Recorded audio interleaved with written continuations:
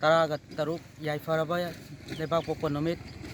Yaifaraba Numit Asimaktada Lilong Youth Organization na paring nai na kendra sigi chokot torang da changsal lakpa thabak thorongi maka chathajarakpa oina aikoi ningthamta lakliba asiga mangoina na kendra sida leiriba mafam khuding makta aikoi ngamjaba lukhrabi sing imaibel sing iche inem ichal sing punamakta nupi obi sing da khudol amam pibagi thoroma ma aikoi chathajarakli hairiba chatthajabagi thoroma si aikoi lilong awang polling number 1 asidagi haujarakpani hairiba thoroma si aikoi makha tana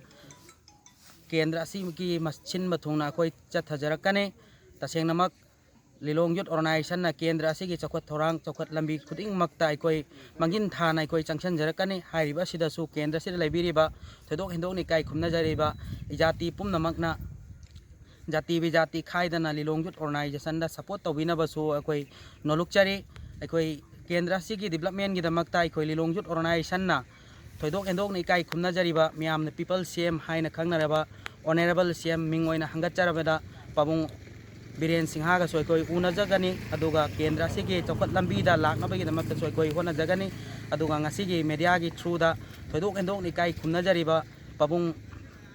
honorable CM na so aikoi Lilong kendra asigi Lilong gi youth sing na changchalak pathabak thorom khuding makta mieng changbi na bai damakta su honorable CM gi pukning chingchan jari